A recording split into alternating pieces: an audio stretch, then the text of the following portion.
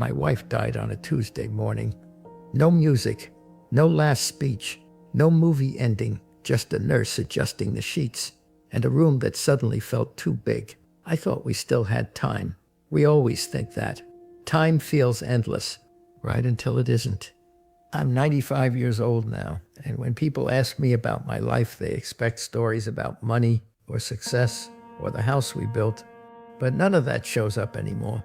All I talk about is her, because when everything else fades, when names and dates disappear, love is the only thing that still has a shape. People think grief is loud. Crying, breaking, funerals and black clothes. It's not. Grief is small and quiet. It's her side of the bed staying cold all night. It's reaching out in the dark by habit and touching nothing. That's when it hurts most. It's pouring 2 cups of coffee without thinking, setting out 2 plates, buying food for 2 people, and remembering, then putting 1 back. Every day the house teaches you again that someone is missing.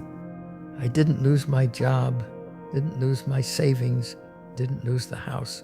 I lost my witness, the only person who saw me young and stupid and scared and trying, the only one who remembers the whole story of me. Nobody tells you this.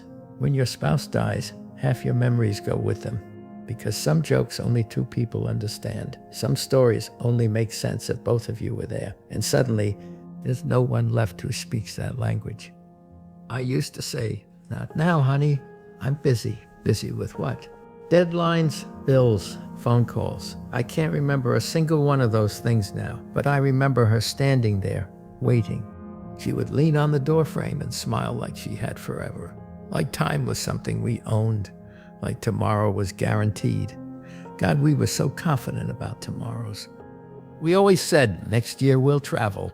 Next month we'll slow down. Soon we'll rest. Soon became our favorite lie. It sounded responsible. It sounded mature. It sounded safe. It was just fear wearing a calendar. Because soon turns into decades. Decades turn into hospital rooms. Hospital rooms turn into silence. And then you realize you don't get to spend all those laters you saved. Here's what I wish I did. Not what I wish I bought. Not what I wish I earned. What I wish I did. The small things, the boring things, the ordinary evenings I thought didn't matter. Those were the real treasures. She used to hum while making coffee every morning, always off key. Same terrible song, same wrong notes. I used to tease her about it. Now I'd give everything I own just to hear that awful singing one more time. That's the cruel part. The things you think are annoying become the things you miss the most. Not vacations, not anniversaries, just her voice in the kitchen at 6 a.m. Her shoes are still by the door, old brown ones, worn at the heels. I keep telling myself I'll move them, but it feels like erasing her footprints, so they stay, like she might walk back in. Her mug is still in the cupboard, the cracked one. She refused to throw it away, said it had character. Funny how love works. You fall in love with the cracks. Advice none 1. Don't postpone love. Love doesn't wait politely in the hallway. It doesn't send reminders. It just leaves, quietly, while you're busy doing something you won't even remember. Say I love you more than feels necessary. Say it until it sounds silly. Say it in the kitchen, in the car, before bed, because one day you'll wish you had said it just one more time. Say I'm sorry faster than your pride wants. Pride is heavy. It costs years, and years are expensive when you're old. I wasted whole evenings being right, winning arguments, keeping score. You know what you win? Nothing. You just create distance. We once fought about dishes. Dishes.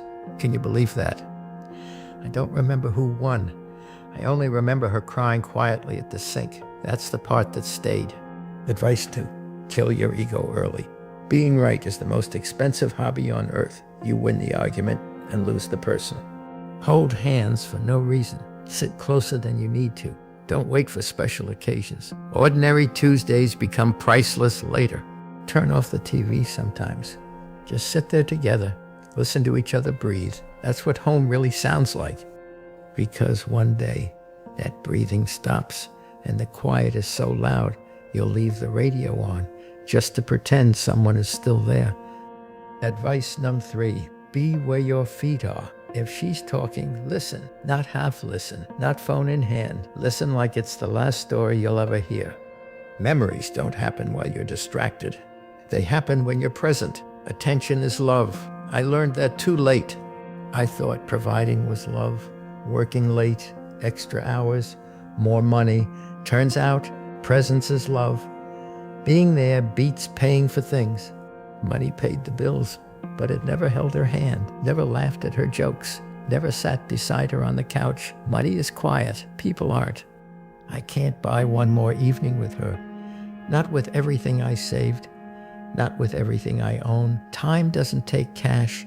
Not one dinner, not one walk around the block, not one sleepy good night.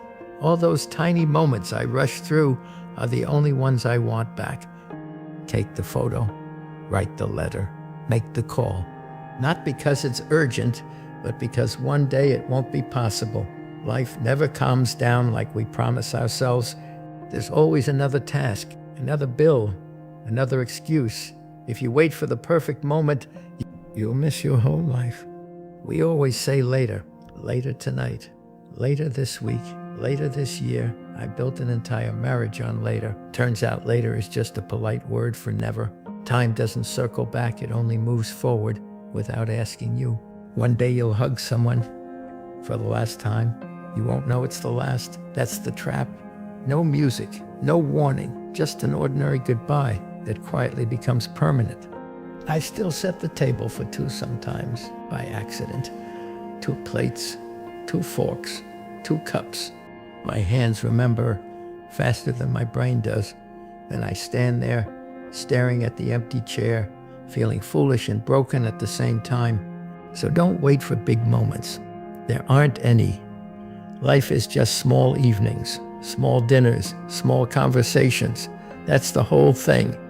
And one day, those tiny, boring nights are the ones you'd give anything to have back. This messy, boring, ordinary day is your life. Not the vacation, not the big event. Today, most of my life, I wasn't really there. I was sitting at the table, thinking about work, lying in bed, thinking about tomorrow, holding her hand, thinking about something else. I thought attention could wait. It couldn't. Time doesn't pause. People don't pause. They leave, and the house gets quiet. And trust me, you don't want to be 95, talking to ghosts and old photographs, wishing you had simply stayed a little longer. My wife died, and I would trade everything I own for one ordinary evening back. Her humming in the kitchen, her footsteps down the hall. Nothing special, just us. So when this video ends, don't scroll. Go sit next to them. Don't say anything. Just be there before the house gets quiet.